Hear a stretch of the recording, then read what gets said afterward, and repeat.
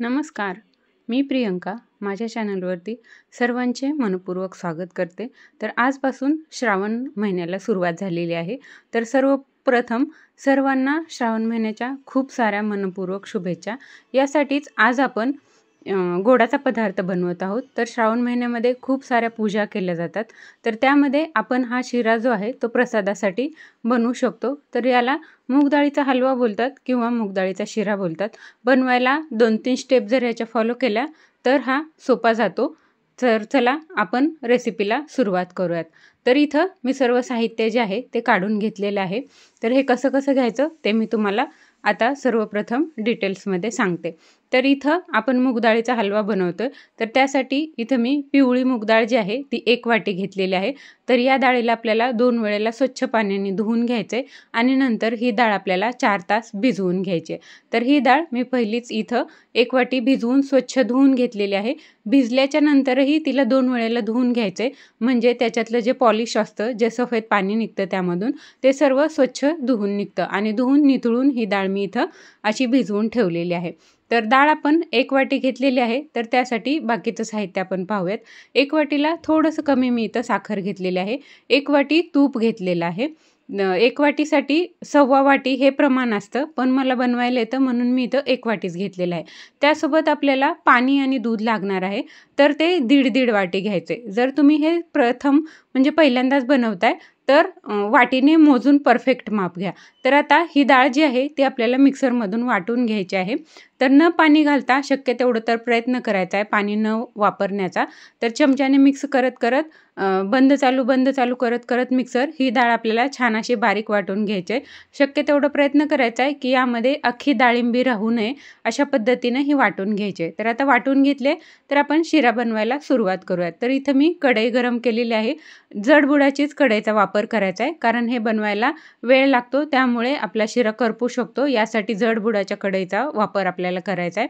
तर तूप काही गरम करून घेण्याची गरज नाही. कढई गरम झालेली होती, त्यामध्ये मी आपले 1 वाटी जे तूप आहे ते घातलेलं आहे आणि यामध्ये जी आपली वाटलेली मिक्सरमधली डाळ होती ती इथं सर्व आपल्याला घालून घ्यायचे. तर पाहू शकता गॅसची फ्लेम जी आहे ती मीडियम ठेवायचे. तर आपलं तूप लगेच गरम होतं आणि ही डाळ जी आहे ती फ्राय होण्यास सुरुवात होते. खूप तूप कडकडीत गरम करू नका, त्यामुळे आपल्याला पुढे ते ही डाळ परतवण्यासाठी त्रास होतो. त्यामुळे हलकंसं तूप गरम झालं की लगेच यामध्ये जी आपली डाळ वाटलेली आहे ती टाकून घ्या आणि 1-2 मिनिट ही डाळ अशा पद्धतीने आपल्याला परतायची आहे. 2 मिनिट म्हणजे कशी, 2 मिनिट ही डाळ कढईला चिटकते सुरुवातीला, कारण यामध्ये पाण्याचा अंश भरपूर असतो. त्यासाठी सुरुवातीला 2 मिनिट ही चिटकते, म्हणून उलटण्याच्या मदतीने आपण हिला अशा पद्धतीने सोडवून घ्यायचं आहे कढईचं आणि मिक्स करत राहायचं. तर हे जे तूप आहे ते सर्व डाळीमध्ये सामावून जातं आणि 2 मिनिट हे हलवायला जड जातं आणि 2 मिनिटानंतर हे हलकं होतं मिश्रण. तर पूर्ण टाईम आपल्याला एक 10 मिनिट तरी लागतो इथे, 10 ते 12 मिनिट पण लागू शकतात. तर तेवढ्या टायमामध्ये आपल्याला ही डाळ जी आहे ती पूर्ण फ्राय करून घ्यायची. तर अशा पद्धतीने ही सोडवत राहायचंय आणि मिक्स करत राहायचंय, म्हणजे काय होतं, सर्व बाजूनी जी आपली डाळ आहे ती या तुपामध्ये तळली जाते, भाजून निघते, फ्राय होते. अशा पद्धतीने ही आपली डाळ भाजली जाते. तर इथं कोणताही मी आज शॉर्टकट वापरलेला नाही. पारंपरिक पद्धतीने जशा मुगाचा हलवा बनवला जातो तशा पद्धतीने आज मी तुमच्यासमोर दाखवलेला आहे आणि या पद्धतीने बनवलेला हलवा 4 ते 5 दिवस खूप चांगला असा टिकतो. त्यामुळे आपण जर उद्या पूजा असेल तर आज आदल्या दिवशीही हे आपण बनवून ठेवू शकतो. तर इथं पाहू शकता 2-3 मिनिटानंतर आपली डाळ जी आहे ती थोडीशी हलकी झालेली आहे. आता ही डाळ कढईला चिटकत नाही, पण अशाच पद्धतीने आपल्याला ही भाजत राहायचंय. तर जोपर्यंत आपली डाळ भाजते तोपर्यंत मी इकडे दूध गरम करायला ठेवलेलं आहे. दूध आणि पाणी आपल्याला गरमच वापरायचं आहे. त्यासाठी दुसऱ्या गॅसवरती आपल्याला दूध उकळवून घ्यायचं आहे आणि पाणीही आपल्याला उकळवून घ्यायचं आहे.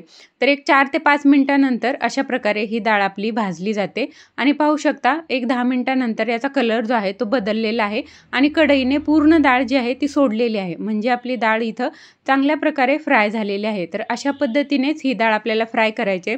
या स्टेपला गॅस जो आहे तो लो करून ठेवायचा आहे, कारण तुपाचं टेम्परेचर जे असतं ते वाढलेलं असतं आणि डाळीमधलं पाण्याचं प्रमाण जे असतं ते पूर्ण संपलेलं असतं. त्यामुळे आपली डाळ जी आहे ती करपू शकते आणि करपट वास आपल्या हलव्याला येऊ शकतो. त्यासाठी या स्टेजला आल्यानंतर गॅसची फ्लेम जी आहे ती पूर्ण लो करायची आणि आपली डाळ जी आहे ते भाजत राहायचे.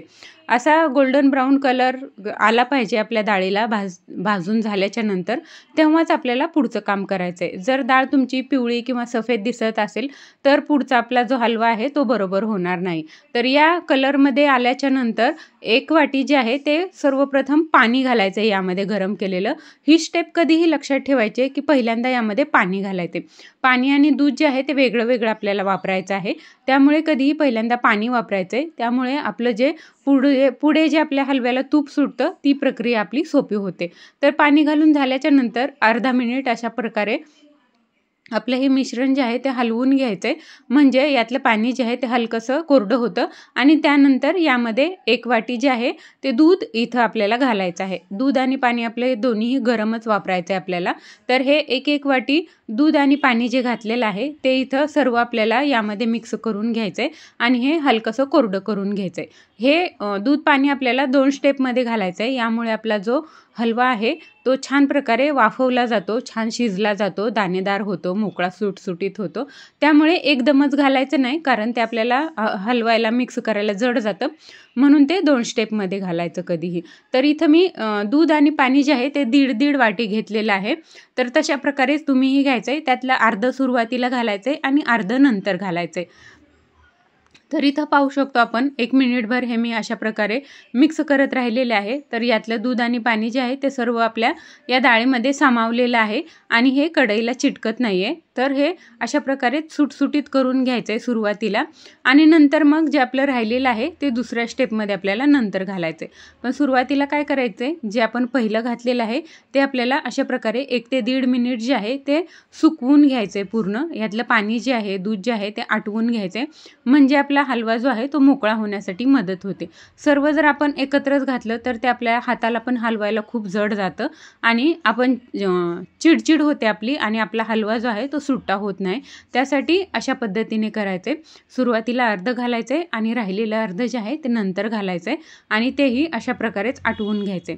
तर आता आपला हा जो हलवा आहे तो मोकळा सुटसुटीत झालाय.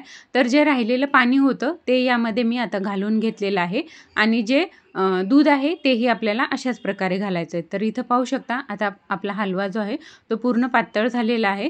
तर हा मिक्स करत राहायचं आहे. गॅसची फ्लेम जी आहे ते मीडियम टू लोच ठेवायचे आणि त्यानंतर हे मिक्स करायचं आहे आणि सुरुवातीला आपण कसं नंतर दूध घातलं तशा प्रकारेच यामध्ये जे आपलं राहिलेलं दूध आहे तेही घालून घ्यायचे. तर इथं हे भांड्याला चिटकायला लागतं दुसऱ्या वेळेला घातल्यावर, कारण यामध्ये दुधाचा अंश आलेला आहे सुरुवातीला आपण घातलेला. तर ते सोडवून घ्यायचे आणि अशा प्रकारे हे भाजत राहायचे. याला भाजणं हे खूप महत्त्वाचं आहे आणि ते आपलं भाजणं परफेक्ट झालं की आपला हलवाही परफेक्ट होतो. तर इथं पाणी हलकंसं सुकलेलं आहे यातलं. तर मी जे दूध होतं तेही घालून घेतलेलं आहे. मला याचा अंदाज येतो त्यामुळे मी इथं अंदाजेच घातलेला आहे. तुम्ही जर पहिल्यांदाच बनवताय तर मी अगोदरही सांगितलंय की जी आपण वाटी किंवा कुठलंही भांडं घेऊ त्यांनी तुम्ही हे मोजून घ्या, परफेक्ट मोजून घ्या, म्हणजे आपला हलवा जो आहे तोही परफेक्टच बनतो. तर इथं दूध घातल्याच्या नंतर हा हलवा आपला पातळ होतो. तर 1 मिनिट हे मिक्स करायचं आहे आणि सर्व एकसारखं मिश्रण करून नंतर हे आपल्याला झाकून ठेवायचं आहे. 1 मिनिटभर हे झाकल्याच्या नंतर काय होतं, जो आपला दाणेदार फ्राय झालेली जी मूगडाळ होते ती प्रत्येक आपली मूगडाळ शिजली जाते. कण ना कण तिचा शिजला जातो आणि ओला होतो. त्यामुळे झाकून ठेवा, व्यवस्थित याला छान वाफ येऊ द्या. त्यासाठी 1 मिनिटभर याला लो फ्लेमवरती आपल्याला अशा प्रकारे झाकून ठेवायचे. तर पूर्ण वाफ त्याची येते, आपली पूर्ण डाळ न डाळ शिजली जाते, कुठेही हलवा आपला कच्चा राहत नाही, चांगल्या प्रकारे एकदम शिजला जातो. त्यानंतर अशा प्रकारे आपल्याला हा आणखीन भाजत जायचा आहे. तर सुरुवातीचे 1-2 मिनिट हा अशा प्रकारे कढईला आपला चिटकतो. तर त्यासाठी कढईचं चिटकलेलं काढत राहायचं आहे, कारण ते जर नाही काढलं खालचं तर ते तसंच आणखीन चिटकत राहतं आणि ते करपत राहतं किंवा जळत राहतं, म्हणून आपल्या शरीराला करपटवास येऊ शकतो. एवढी मेहनत करून नंतर करपटवास आला तर तसा आपला हलवा जो आहे तो चांगला लागणार नाही. त्यासाठी 1-2 मिनिट आपल्याला अशा प्रकारेच हे भाजत राहायचे. 2 मिनिटांनंतर पाहू शकतो आपण इथं आपला हलवा जो आहे तो कढईचा सुटायला लागलेला आहे. म्हणजे याला तूप जे आहे ते चांगलं सुटत आहे. आता आपला हलवा जो आहे तो हळूहळू भाजला जातोय. तर हे मिश्रण कढईचं सुटायला लागलं की आपण काय करायचं, नंतर यामध्ये जी आपण साखर मोजून ठेवलेली होती ती साखर घालायचे आणि साखरही यामध्ये पूर्णपणे मिक्स करून घ्यायचे. जोपर्यंत आपला हलवा कढईचा सुटत नाही तोपर्यंत साखर घालायची नाही, कारण अगोदर आपला हलवा जो आहे तो पातळ असतो. साखर घातल्यानंतर आणखीन यामध्ये पाण्याचं प्रमाण वाढतं साखर मेल्ट झाल्यावर. त्यासाठी अगोदर हा हलवा आपल्याला कोरडा करून घ्यायचा आहे आणि नंतरच यामध्ये साखर घालायचे. तर साखर घालून आणखीन 2-3 मिनिट हे भाजायचे. साखर पूर्ण आपल्या शिऱ्यामध्ये सामावून जाते, मेल्ट होऊन छान मिक्स होते आणि 2 मिनिट भाजलं की पाहू शकतो अशा प्रकारे आपला हलवा जो आहे तो छान कोरडा होतो आणि कढईचा सुटायला लागतो. पूर्णपणे यामधून तूप जे आहे ते पूर्ण सुटायला लागतं. तर 1 मिनिटभर आणखीन मीडियम फ्लेमवरतीच हे अशा पद्धतीने भाजून घ्यायचे, म्हणजे आपला हलवा जो आहे तो छान सुटसुटीत, मोकळा आणि दाणेदार होतो. तर अशा प्रकारे इथं माझा हलवा जो आहे तो पाहू शकता छान सुटसुटीत झालेला आहे. तर मी दाखवते यामधून कशा प्रकारे तूप सुटलं जातं ते. मी इथं 1 वाटीच तूप वापरलेलं आहे, त्यामुळे इथं खूप जास्त तूप येणार नाही. तुम्ही पहिल्यांदाच बनवताय तर 1.25 वाटीत तुपाचा वापर करा, म्हणजे तुमचा हलवा भाजलाही छान जातो आणि तूपही लवकर सुटतं. तर इथं पाहू शकतो मध्यभागी सर्व तूप जमा व्हायला लागलेलं आहे. अशा प्रकारे तूप खालच्या बाजूला कढईला सुटायला लागलं की समजायचं आपला हलवा जो आहे तो परफेक्ट असा तयार झालेला आहे असं. तर इथं आता हा हलवा बनून तयार आहे. तर यामध्ये आपल्याला ड्रायफ्रूट्सचा वापर करायचा आहे. कधीही लक्षात ठेवायचं आहे ड्रायफ्रूट सुरुवातीला घालायचे नाहीत, कारण हा हलवा बनवायला आपल्याला 1 अर्धा तास तरी लागतो. तेवढ्या वेळामध्ये आपले ड्रायफ्रूट्स करपू शकतात, ओव्हरकुक होतात, त्यामुळे कधीही ड्रायफ्रूट्सचा वापर आपल्याला शेवटीच करायचा आहे. तर इथं पाहू शकतो हलवा आपला छान मस्त शिजलेला आहे, खूप सुटसुटीत आणि छान असा दाणेदार बनून हा तयार आहे. पूर्ण कण ना कण याच्यातला शिजलेला आहे, साखरही यामध्ये छान अशी सामावलेली आहे. तर आता हे थंड झाल्याच्या नंतर आणखीन सुट्टा होतो, तर या वेळेलाच आपल्याला गॅस बंद करायचा आहे आणि हलवा जो आहे तो आपल्याला खाली उतरून घ्यायचा आहे, कारण थंड झाल्यावरती यातलं पाणी आणखीन कमी होतं आणि आणखीन हा कोरडा होतो. तर इथं मी आता ड्रायफ्रूट जे आहेत ते फ्राय करून घेते. तर एका पॅनमध्ये आपल्याला 1-2 चमचे तरी तूप घालायचं आहे. किती आपले ड्रायफ्रूट्स आहेत हे आपल्या मनावरती आहे किती घालायचे ते. आपल्या आवडीनुसार आपल्या घरामध्ये अवेलेबल असतील असे आपण कुठलेही ड्रायफ्रूट्स यामध्ये वापरू शकतो. तर इथं मी पिस्ता आणि काजू घेतलेले आहेत. माझ्याकडचे बदाम संपले होते त्यामुळे मी इथं बदाम वापरलेले नाहीत. तुमच्याकडे असतील तर जरूर घाला. तर हे हलकेसे आपल्याला फ्राय करून घ्यायचे आहेत. 1 मिनिटभरामध्ये हे लगेच फ्राय होतात. ड्रायफ्रूट्स कधीही लो फ्लेमवरतीच फ्राय करायचे, म्हणजे ते चांगले फ्राय होतात. तर हलकासा गोल्डन कलर यायला लागला की गॅस बंद करायचा आहे आणि बंद गॅसवरतीच हे आपल्याला तळून घ्यायचे. तूप ही आपलं चांगलं तापलेलं असतं, त्यामुळे गॅस बंद केला तरी हे आपले काजू बदाम जे असतात ते छान असे फ्राय होतात. तर मी इथं गॅस बंद केला आहे आणि गॅस बंद केल्याच्या नंतर यामध्ये मी चारोळी घातलेली आहे. चारोळी ही साईजनी लहान असते, ती पटकन फ्राय होते, म्हणून कधीही ती शेवटीला किंवा नंतरच घालायची, अगोदर घालायची नाही. तर चारोळी ही हलकीशी परतून घेते यामध्ये आणि आपले हे फ्राय झालेले जे ड्रायफ्रूट्स आहेत ते आपल्या शिऱ्यामध्ये घालून घ्यायचेत आणि एकजीव मिक्स करायचेत. तर अशाच प्रकारे वरतून यामध्ये ड्रायफ्रूट्स घालून मिक्स करायचं. यामुळे आपले ड्रायफ्रूट्स जे आहेत ते चांगले जसेच्या तसे राहतात आणि शिरा जो आहे तो आपण 2-3 स्टेपवरती याला परतत राहतो, त्यामुळे हे ड्रायफ्रूट्स चुराही होतात किंवा जास्त तळले जातात असं होतं. शेवटीला यामध्ये वेलची पूड घालायची, तीही मिक्स करायचे. तर इथं पाहू शकतो आपला हलवा जो आहे तो हलकासा थंड झाला आहे. तर किती मोकळा, सुटसुटीत आणि दाणेदार असा हलवा झालेला आहे. तर आपण इथे लगेच सर्व करून घेऊयात. तर श्रावण महिन्यामध्ये आपण पूजेसाठी हा हलवा बनवू शकतो किंवा रक्षाबंधन येते त्यासाठीही आपण हा गोडाचा प्रकार असा बनवू शकतो. खूप सारे सण असतात श्रावण महिन्यामध्ये, त्यासाठी आपण हे अशा पद्धतीने वेगळ्या प्रकारचा मूग डाळीचा जो हलवा आहे तो बनवून ठेवू शकतो. हा हलवा बनवल्याच्या नंतर 4 ते 5 दिवस फ्रीजच्या बाहेर चांगल्या प्रकारे राहतो. फ्रीजमध्ये ठेवण्याची याला गरज लागत नाही, त्यासाठी आपण हा कधीही बनवू शकतो. वरतून मी इथं थोड्याशा ड्रायफ्रूट्सने याला गार्निशिंग करते. तर अशा प्रकारे मस्त असा दाणेदार असा आपला हा मूग डाळीचा हलवा जो आहे तो बनवून तयार आहे.